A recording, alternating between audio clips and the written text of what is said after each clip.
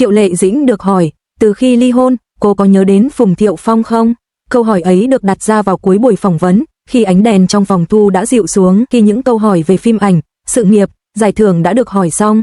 Đó không phải là câu hỏi đầu tiên, nhưng lại là câu hỏi khiến cả căn phòng im lặng trong vài giây ngắn ngủi. Người phóng viên hỏi rất nhẹ, như thể sợ làm tổn thương, từ khi ly hôn, cô có bao giờ nhớ đến Phùng Thiệu Phong không? Triệu Lệ Dĩnh không trả lời ngay, cô ngồi đó, dáng người thẳng nhưng không căng thẳng, hai tay đặt nhẹ trên đùi. Ánh mắt cô không né tránh, nhưng cũng không nhìn thẳng vào ống kính. Cô nhìn xuống một điểm vô hình trước mặt, như đang lật dở một ngăn ký ức rất cũ, rất sâu. Khoảnh khắc ấy, người ta chợt nhận ra có những câu hỏi không phải vì tò mò mà vì chúng đại diện cho hàng triệu suy nghĩ ngoài kia, những suy nghĩ mà công chúng chưa bao giờ ngừng đặt ra thay cô. Triệu Lệ Dĩnh hít một hơi rất khẽ, rồi cô mỉm cười, không phải nụ cười của minh tinh quen thuộc trên thảm đỏ, mà là nụ cười của một người phụ nữ đã đi qua rất nhiều chuyện. Nhớ, cô nói, giọng trầm và chậm, nhưng không phải theo cách mọi người nghĩ. Cả phòng thu lặng đi, cô ngẩng đầu lên, ánh mắt bình tĩnh, không né tránh, không phòng thủ, giống như một người cuối cùng cũng chấp nhận nói ra điều mà bản thân đã suy nghĩ rất lâu. Chúng tôi từng là vợ chồng, từng có một khoảng thời gian rất quan trọng trong đời nhau. Nếu nói là hoàn toàn không nhớ, thì đó mới là nói dối. Câu nói ấy không gây sốc, không kịch tính, nhưng lại đủ sức khiến người nghe trùng lòng. Triệu Lệ Dĩnh không nhắc đến tình yêu, cũng không nhắc đến nuối tiếc. Cô không kể về những khoảnh khắc lãng mạn, cũng không đào sâu vào những tổn thương. Cô chỉ nói về ký ức như một phần của đời người. Có những lúc, khi nhìn thấy con trai cười, tôi sẽ nhớ. Khi thấy con giống anh ấy ở một nét nào đó, tôi cũng nhớ. Nhưng đó là nỗi nhớ rất yên tĩnh. Cô dừng lại một chút, rồi nói tiếp, không phải nhớ để quay lại, không phải nhớ để đau, mà là nhớ vì chúng tôi đã từng cùng nhau tạo ra một sinh mệnh. Người phóng viên không chen vào, không ai trong phòng thu muốn phá vỡ nhịp điệu ấy. Triệu Lệ Dĩnh lúc này không còn là ngôi sao hàng đầu Hoa ngữ, không còn là nữ hoàng rating, mà chỉ là một người mẹ, một người phụ nữ đã trải qua hôn nhân, sinh con, chia ly, rồi đứng dậy tiếp tục sống. Ly hôn không có nghĩa là xóa sạch quá khứ, cô nói chậm rãi. Nó chỉ có nghĩa là chúng tôi chọn đi hai con đường khác nhau. Cô nhìn thẳng vào ống kính lần đầu tiên kể từ khi câu hỏi được đặt ra. Nhưng con đường nào cũng từng có dấu chân của người kia. Câu nói ấy khiến rất nhiều người sau này, khi xem lại đoạn phỏng vấn, đã lặng người rất lâu. Triệu Lệ Dĩnh tiếp tục, giọng vẫn nhẹ nhưng kiên định. Tôi không hối hận vì đã kết hôn, cũng không hối hận vì đã ly hôn. Mỗi giai đoạn đều là lựa chọn của tôi. Vào thời điểm đó, cô không nói ai đúng ai sai, không đổ lỗi, không biện minh, chỉ là sự chấp nhận. Khi còn ở bên nhau, chúng tôi đã cố gắng, khi không thể tiếp tục, chúng tôi cũng cố gắng kết thúc một cách tử tế. Tử tế, được cô nhấn nhẹ, nhưng rất rõ. Người ta thường nghĩ rằng sau ly hôn, hoặc là hận, hoặc là còn yêu. Nhưng Triệu Lệ Dĩnh lại nói đến một trạng thái khác, một trạng thái mà nhiều người trưởng thành mới hiểu, trân trọng, nhưng không níu kéo. Có nhớ không? Cô lặp lại câu hỏi, như tự hỏi chính mình, có. Nhưng tôi nhớ anh ấy như một phần của quá khứ, không phải là người của hiện tại. Cô mỉm cười, nụ cười bình thản. Hiện tại của tôi là con trai, là công việc, là cuộc sống mà tôi đang xây dựng từng ngày. Rồi cô nói thêm một câu, rất khẽ, nhưng rất sâu, và tôi nghĩ, đó cũng là điều tốt nhất cho tất cả. Sau buổi phỏng vấn ấy, đoạn trả lời được cắt ra, lan truyền trên mạng xã hội. Có người xúc động, có người tiếc nuối, có người lại thở dài. Nhưng đa số đều đồng tình với một điều, Triệu Lệ Dĩnh đã không né tránh quá khứ, cũng không để quá khứ định nghĩa mình. Cô không phủ nhận ký ức, cô chỉ không để ký ức trói buộc hiện tại, và có lẽ, đó chính là cách trưởng thành nhất để nhớ về một người từng rất quan trọng, nhớ bằng sự bình yên. Triệu Lệ Dĩnh được hỏi, từ khi ly hôn, cô có nhớ đến Phùng Thiệu Phong không? Sau khi Triệu Lệ Dĩnh nói xong câu trả lời ấy, căn phòng thu vẫn im lặng thêm vài giây, không phải vì thiếu câu hỏi tiếp theo, mà bởi vì tất cả đều hiểu, không cần hỏi thêm nữa. Có những lời nói, khi đã chạm tới tận cùng cảm xúc, thì mọi câu hỏi sau đó đều trở nên dư thừa. Triệu Lệ Dĩnh cúi đầu uống một ngụm nước, động tác rất chậm. Ánh đèn chiếu lên gương mặt cô, không làm nổi bật vẻ rực rỡ quen thuộc của minh tinh, mà chỉ khắc họa rõ hơn những nét trưởng thành, trầm tĩnh của một người phụ nữ đã đi qua sóng gió. Trong khoảnh khắc ấy, người ta chợt nhận ra, cô đã không còn sợ những câu hỏi về quá khứ nữa. Phóng viên cuối cùng chỉ hỏi thêm một câu rất nhẹ, vậy bây giờ, điều gì là quan trọng nhất với cô? Triệu Lệ Dĩnh mỉm cười, lần này nụ cười rất rõ ràng, không do dự. Hiện tại chỉ 2 chữ, nhưng đủ để khép lại mọi tò mò. Khi máy quay tắt những điều không lên sóng sau buổi ghi hình, khi máy quay đã tắt, Triệu Lệ Dĩnh vẫn ngồi lại một lúc lâu. Có người trong ekip kể rằng, cô không nói nhiều, chỉ nhìn ra ngoài cửa sổ phòng thu, nơi ánh đèn thành phố vừa lên, đó là khoảnh khắc hiếm hoi cô cho phép mình chậm lại.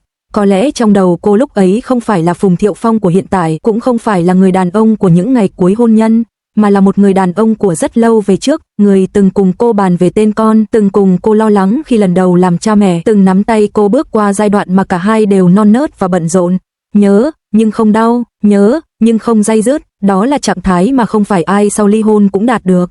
Câu trả lời và làn sóng dư luận sau đó, đoạn phỏng vấn nhanh chóng leo lên top tìm kiếm, nhưng điều đặc biệt là, lần này bình luận không quá gay gắt như trước.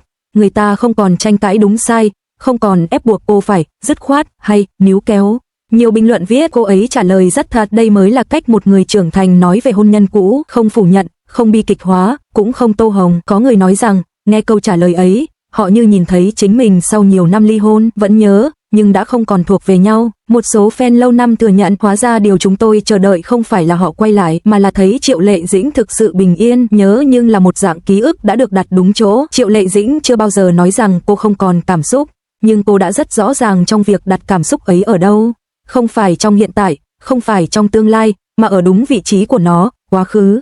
Cô không xóa bỏ ký ức, bởi ký ức có con trai ở đó. Cô cũng không giữ lại nuối tiếc, bởi cuộc sống vẫn đang tiếp diễn.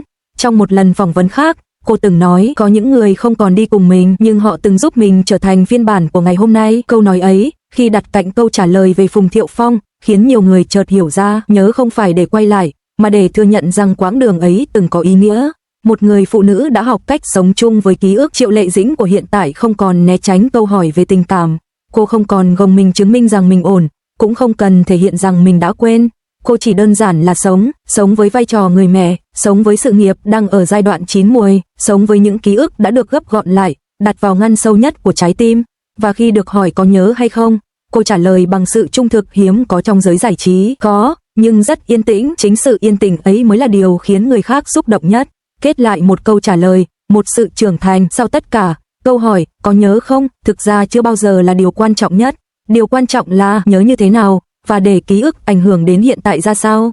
Triệu Lệ Dĩnh đã cho công chúng thấy một đáp án rất đẹp. Nhớ, nhưng không níu, nhớ, nhưng không đau, nhớ, nhưng vẫn bước tiếp. Và có lẽ, với những ai từng đi qua hôn nhân rồi rẽ sang con đường khác, câu trả lời ấy không chỉ dành cho Phùng Thiệu Phong mà còn dành cho chính họ. Sau khi đoạn phỏng vấn được phát sóng, có một chi tiết rất nhỏ nhưng lại khiến nhiều người tinh ý chú ý. Triệu Lệ Dĩnh không hề vội vàng rời khỏi trường quay, cô đứng lại nói chuyện với nhân viên hậu trường, hỏi thăm từng người, nụ cười bình thản, không hề có dấu hiệu né tránh hay nặng nề như nhiều người từng nghĩ khi nhắc đến chuyện cũ.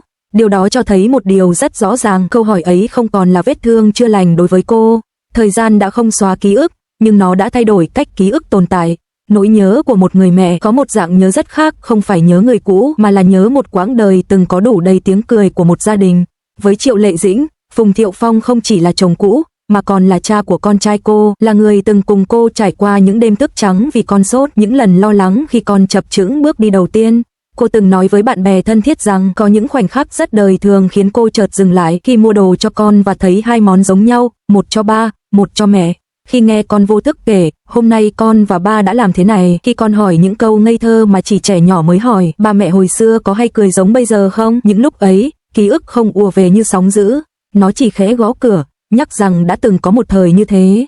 Và Triệu Lệ Dĩnh chọn cách mở cửa nhìn ký ức ấy một lát, rồi khép lại rất nhẹ nhàng. Nhớ nhưng không để ký ức làm tổn thương hiện tại. Không ít người sau ly hôn bị mắc kẹt trong một vòng lặp, hoặc cố gắng quên sạch, hoặc mãi sống trong hoài niệm. Nhưng Triệu Lệ Dĩnh lại bước ra khỏi cả hai thái cực đó. Cô không phủ nhận rằng đã từng yêu, cô cũng không phủ nhận rằng đã từng đau, nhưng cô từ chối để nỗi đau ấy tiếp tục định nghĩa con người mình. Trong một cuộc trò chuyện hiếm hoi khác, cô từng nói, có những việc, khi đi qua rồi, thì chỉ cần nhớ rằng mình đã từng cố gắng hết sức. Đó là cách cô đối diện với hôn nhân đã qua, không oán trách, không tự trách, không đổ lỗi.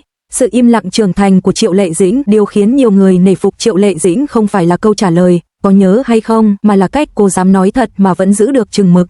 Trong giới giải trí, nói về người cũ luôn là con dao hai lưỡi. Một câu nói lệch đi có thể dẫn đến vô số suy diễn, thậm chí làm tổn thương người khác. Nhưng Triệu Lệ Dĩnh đã chọn một con đường khó hơn, nói thật, nhưng không làm ai tổn thương.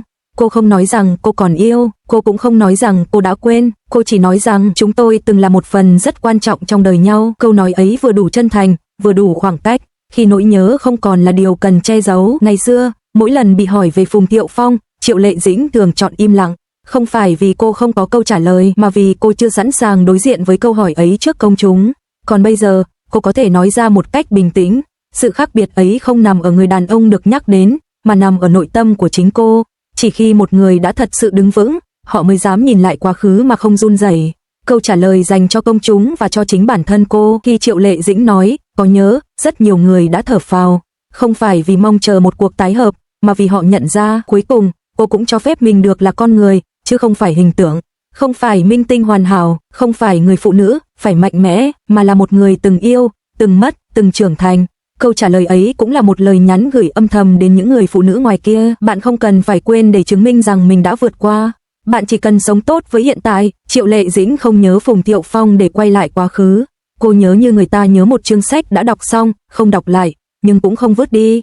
Và có lẽ, đó chính là câu trả lời trọn vẹn nhất cho câu hỏi tưởng chừng rất đơn giản kia.